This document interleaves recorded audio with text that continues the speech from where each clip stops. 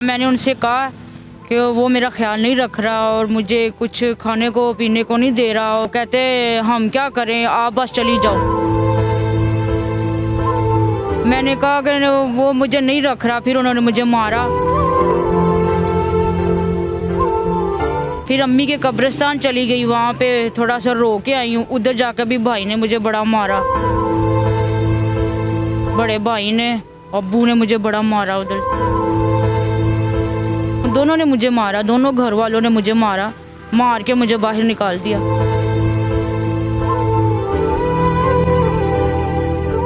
अस्सलाम वालेकुम, लुकमान बलोच आप खिदमत में हाजिर है और आप देखें टुडे वॉइस। इस वक्त हम लाहौर के एक बहुत ही पोश एरिया मॉडर्न टाउन में मौजूद हैं। हमारे साथ एक नौजवान औरत मौजूद हैं जो डेली यहाँ पर बैठी होती हैं। हमने अक्सर इनको देखा है, तो इनकी स्टोरी सुनी तो बहुत गमज़दा स्टोरी थी। तो मैं जब परसों वाले दिन यहाँ से गुजरा तो मैं इनके साथ बैठा, इनसे मैंने बात की। इन्होंने मुझे अपनी स्टोरी बताई। यकीन माने मुझे 2 रातें नींद नहीं आई। उसके बाद मैंने ये प्लान किया कि मैं इनकी लाजमी स्टोरी बनाऊँगा और ये दिखाऊंगा जो लोग अपनी बेटियों को इस शर्त पे शादी कर देते एक बंदे के साथ जिसकी उसके साथ अंडरस्टैंडिंग ना हो, और अगर वो कोई नशा करता है या वो अनएम्प्लॉय हो, मतलब वो कोई कारोबार ना करता हो या वो रिस्पॉन्सिबल ना हो, और उसको ज़बरदस्ती लड़की की रजामंदी ना हो तो उसके साथ शादी कर देते हैं। बाद में पूछते भी नहीं है कि लड़की के साथ हुआ क्या। आए इनसे पूछते हैं। पूरी स्टोरी मैं दोबारा रिकॉर्ड करूँगा क्योंकि पहले मैं इनसे सारी स्टोरी सुन चुका हूँ, तो मैं लाइव इनकी पूरी स्टोरी रिकॉर्ड करूँगा। अस्सलाम वालेकुम। वालेकुम सलाम। क्या नाम है आपका? राबिया। अच्छा राबिया, मैं परसों भी यहाँ पर आया, आपने सारी स्टोरी मुझे अपनी सुनाई।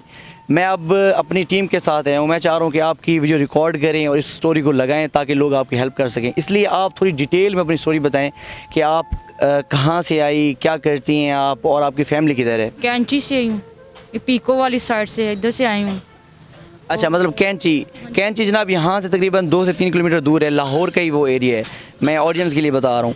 ये कह रही हूँ कि मैं वहाँ से हूँ और शोहर ने निकाल दिया हुआ है मुझे। मतलब आप मैरिड हैं? हाँ जी, हाँ जी, मैरिड हूँ।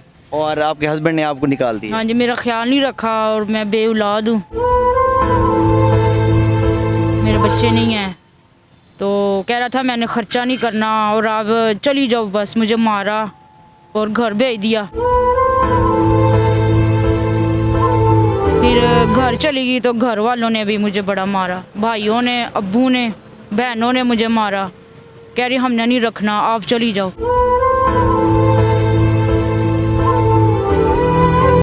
फिर मैं इधर आ गई। नहीं, आपने जाके उनको पूरी स्टोरी बताई कि वो बंदा मुझे एक्सेप्ट नहीं कर रहा, मुझे वो मारता है, मुझे वो अपने साथ नहीं रखना चाहता। जब लड़की के साथ ऐसे होता है तो वो अपने पेरेंट्स के पास ही जाती है, तो वो उन्होंने भी आपकी सपोर्ट नहीं की? नहीं, उन्होंने मेरी नहीं की, मेरा नहीं ख्याल रखा। मैंने उनसे कहा कि वो मेरा ख्याल नहीं रख रहा और मुझे कुछ खाने को पीने को नहीं दे रहा और मेडिसिन लेने भी नहीं जा रहा मेरे साथ। तो कहते हम क्या करें, आप बस चली जाओ। मैंने कहा कि वो मुझे नहीं रख रहा, फिर उन्होंने मुझे मारा। फिर अम्मी के कब्रिस्तान चली गई, वहाँ पे थोड़ा सा रो के आई हूँ। उधर जाकर भी भाई ने मुझे बड़ा मारा, बड़े भाई ने, अब्बू ने मुझे बड़ा मारा। उधर से क्यों मारा? क्या वजह थी? वो चाह रहे थे कि आप वापस चली जाओ? हाँ जी, कहते वापस चली जाओ। तो फिर आप वापस क्यों नहीं गए? वो मुझे जानवर है थे, जानवर के घर है, वो भैंसे हैं, उधर रख रहा था और मुझे खर्चा नहीं दे रहा था और उसने अपने बच्चों को भी मार रहा था वो आदमी। नहीं, आप तो कह रही थी कि आपके बच्चे नहीं थे। उसकी बीवी के बच्चे हैं, उसकी पहली बीवी है, उसके बच्चे हैं 3। तो उनसे भी ना उनकी सही तरह रिलेशनशिप नहीं है। तो मैंने उनसे कहा कि मुझे लैदा रख दो, मैं कपड़े सिलाई करूँगी तो अपना ख़र्चा निकाल लूँगी। तो सिलाई कर लेती हैं आप कपड़े? हाँ जी। तो कहता नहीं, मैं नहीं, आपके साथ खुश नहीं हूँ, आप चली जाओ। अच्छा, तो भाइयों को तो बड़े जज्बात होते हैं, भाई तो बड़े गैरतमंद होते हैं। जब आपने अपने भाइयों को बताया तो उन्होंने क्या आगे से? उन्होंने मुझे मारना शुरू कर दिया। उल्टा आपको मारना शुरू कर दिया? हाँ, कह रहे आप अपनी मर्ज़ी से, आपने अपनी खुशी से शादी किया तो अब जाके निभाओ, हम कुछ नहीं कर सकते। नहीं, वो शादी आपकी लव मैरिज थी या आपके वालिदैन ने की थी? नहीं, वो दादी थी, उनकी वजह से बस हो गया था। अम्मी फोत हो गई हुई हैं तो दादी के पास रहती थी। तो बस मैं बीमार थी, मैंने ठीक है, आपकी जो शादी जो आपके हस्बैंड के साथ लाइफ गुजारी थी वो कैंची पर थी, लेकिन आपके वालिदैन का घर कहाँ पर है? नहीं नहीं, वो शोहर बागड़िया चौक रहता है, उधर घर है, ठीक है। और वालदैन का घर उधर कैंची पे। अच्छा, उनको आप पता है कि आप यहाँ पर फुटपाथ पर सो रही हैं, इस जगह पे आप पूरी रात गुजारती हैं? नहीं, उन्हें नहीं पता, उन्हें किसी को नहीं पता, किसी को भी नहीं पता।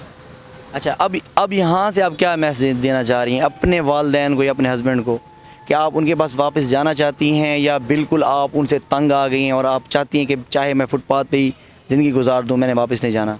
नहीं, वो मेरे साथ समझौता ही नहीं कर रहे, मेरा ख्याल ही नहीं रख रहे, तो फिर मैं उधर कैसे जाऊँ? मतलब आपने वापस नहीं जाना? हाँ, मैं कैसे जाऊँ, मतलब ख्याल तो रख ही नहीं रहे, उन्होंने जवाब दे दिया हुआ है, क्योंकि उन दोनों की वजह से दोनों ने मुझे मारा, दोनों घर वालों ने मुझे मारा, मार के मुझे बाहर निकाल दिया।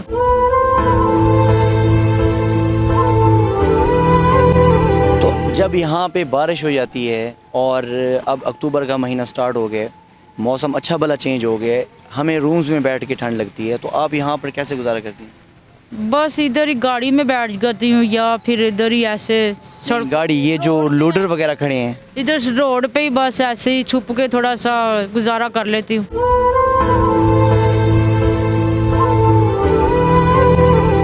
और खाना कहाँ से खाती हैं? बस दे देते हैं, कोई ना कोई पूछ लेता है तो फिर मैं कह देती हूँ, तो वो फिर मुझे खाना दे देते हैं। बस मतलब कोई खाना दे देगा तो खा लेंगी और इधर ही सो जाएंगी? दिन टाइम भी इधर ही होती हैं? दिन को अक्सर मैं देखता हूँ आप यहाँ पे नहीं होती? मॉडल टाउन पार्क में चली जाती हूँ मैं, उधर जाके ना फिर सारा दिन उधर जाके बैठी रहती हूँ।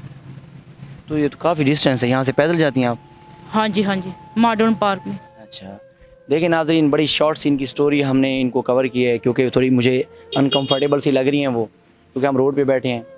ये हवा की बेटी है, और जब किसी घर में बच्ची पैदा होती है तो हमारे इस्लामी माशरे में कहते हैं कि माशाल्लाह आपके घर रहमत हुई, और वही बच्ची फिर उसको वालिदैन पाल पोस के बड़ा करते हैं, परवरिश करते हैं, उसे पढ़ाते हैं। जब वो 18-20 साल की होती है तो उसकी शादी करते हैं, क्योंकि उसका एक ख्वाब होता है कि उसका एक हस्बैंड हो और उसका घर हो, उसके बच्चे हों। फिर वो जब 18-20 साल की एज में उसकी शादी करा दी जाती है, जिसमें उसकी रजामंदी नहीं होती, और जब अगर उसका हस्बैंड उसको उस पर तशद्दुद करे, मारे, हस्बैंड नशा करता हो, तो फिर वालिदैन भी सपोर्ट नहीं करते, उल्टा कहते हैं कि ये आपका किरदार ठीक नहीं है या आप अपने हस्बैंड के साथ रहना नहीं चाहती। तो ये हमारे जो माशरे में ये चेंजेस आ रही हैं, हमारे अच्छे माशरे से गलत की तरफ जा रहा है, ये ट्रेंड बहुत बुरा है। आपने देखा है अभी वो कह रही है कि मेरे वालिद ने भी मुझे मारा, मेरे भाइयों ने भी मारा, जो बहुत गैरत रखते हैं। जो भाई होते हैं वो तो बहनों के ऊपर जान निछावर करते हैं, और ये एक नौजवान लड़की यहाँ पर दिन रात सोती है फुटपाथ पर। और ये जो एरिया है सारा, ये इतना कोई ख़ास एरिया नहीं है, मतलब यहाँ पे ज़्यादातर अनपढ़ लोग ही होते हैं। तो वहाँ पर इनका गुजारा, रात को यहाँ पे स्टे, एक नौजवान लड़की, और उससे बढ़कर एक लड़की के लिए जो प्रॉब्लम होती हैं, वो जो मेरी माएँ और बहनें देख रही हैं, उनको अंदाज़ा हो जाएगा कि वो इसको एक दफ़ा जो इनकी सूरत हाल है ना, वो अपनी समझ कर ये सोचें कि 24 घंटे उन्होंने बग़ैर छत के, बग़ैर खाने के उन्होंने गुजारना है लाहौर में, और औरत ज़ात, ठीक है, उनके लिए कितना मुश्किल है। तो ये पेरेंट्स के लिए भी ये मैसेज है, भाइयों के लिए भी मैसेज है, औरतों के लिए भी मैसेज है।